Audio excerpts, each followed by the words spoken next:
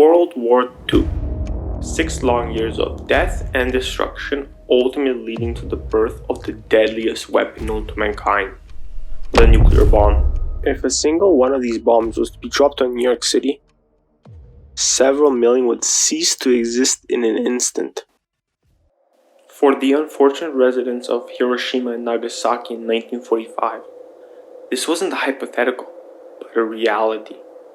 In 1 second, a single plane was seen in the sky, and in the next, a bright white flash.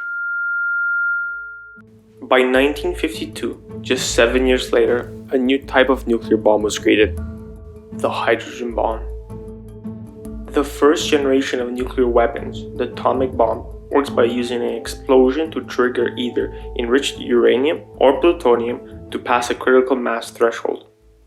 After this point, an exponential nuclear chain reaction goes off, releasing an immense amount of energy. The hydrogen bomb takes this to the next level. It uses the energy from the atomic explosion, not for its destructive potential, but to create the conditions to induce a different type of nuclear reaction, the fusion of hydrogen. This destructive ability is difficult to grasp.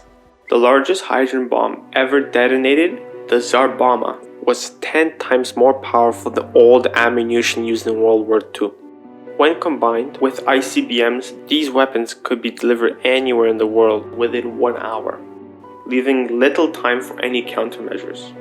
World War II was fought over 6 years, but a full-scale nuclear war would unfold in mere hours, with the decision for a retaliatory nuclear strike made within minutes. With a limited time to make a decision, any misstep in judgment or faulty data could accidentally start a full-out nuclear war, something that almost happened more than on one occasion. You might think that this is as bad as it gets, but no, it gets worse. In the 1980s, some scientists modeled atmospheric effects of a major nuclear exchange. In the aftermath of a nuclear war, an uncontrollable fire would envelop cities and forests for weeks. Enough smoke and soot would be released in the upper atmosphere to block out 99% of visible light from reaching the Earth's surface. This effect would last for years. With no light, food production would halt. The conclusion was clear. A nuclear war would end humanity and possibly all life on Earth. After witnessing his creation, Oppenheimer, the father of the nuclear bomb, uttered the haunting words, "Now I am become death, the destroyer of worlds." Humanity achieved a level of destruction once confined to fiction.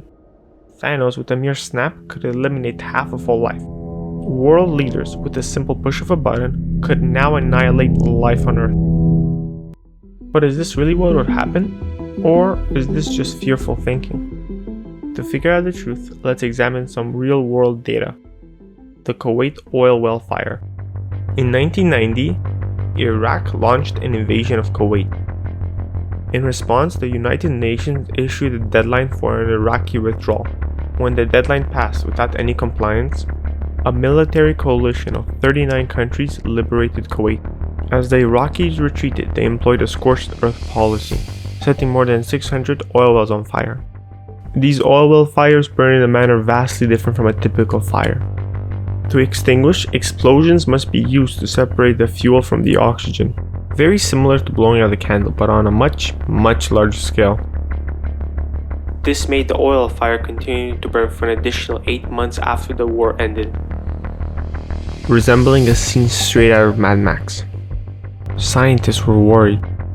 The nuclear winter model predicted that if 100 oil wells were set on fire, sub-zero temperatures would freeze all of Asia, and to be a year without a summer. While there was a small drop in temperature and darkened sky over the Persian Gulf, the rest of Asia was spared. No nuclear winter effect was observed. So, why did nuclear winter theory fail? Was it just an unforeseen mistake? Or was there something more? Unrealistic assumptions. When looking at complex systems like weather patterns, it's nearly impossible to create a perfect model. There are just too many variables, not enough data, and not enough computing power. So approximations are made to simplify the model at the cost of accuracy.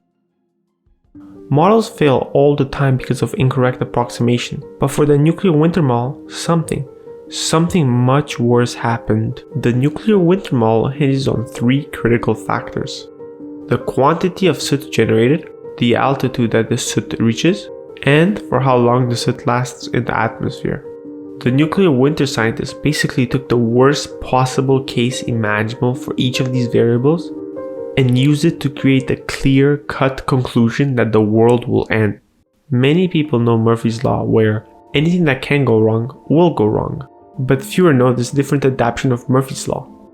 If everything must go wrong, don't bet on it. Overemphasis on successive worst-case scenarios took the nuclear winter model out of reality and into fiction. Unrealistic certainty. The nuclear winter model was built on two flimsy pillars, a one-dimensional computer model trying to simulate a three-dimensional atmosphere, and a limited understanding of how smoke behaves in the atmosphere. Normally when scientists are faced with bad simulations and limited data, they resort to higher uncertainties and avoid definitive conclusions. The nuclear winter scientists especially chose the complete opposite. They made an excessively clear conclusion when in reality the conclusion was anything but clear. This departure from scientific rigorness raises concern whether the scientists involved prioritized the pursuit of truth or if they were influenced by a desire for a specific outcome. While a full-scale nuclear war might not result in the complete extinction of humanity, it would undoubtedly lead to unimaginable suffering and devastation. What really happens instead of a nuclear winter? The death toll would be hard to estimate. It really depends on numerous factors such as the number of bombs used, their targets, and the overall scale of the conflict. A rough estimate would probably range from the hundreds of millions to the low billions. Quite horrific and something that must be avoided, but not exactly apocalyptic. In the current worst-case scenario, a nuclear war would not cause a nuclear winter, but more like a nuclear autumn effect, where there will be decreased harvest for about 3 months.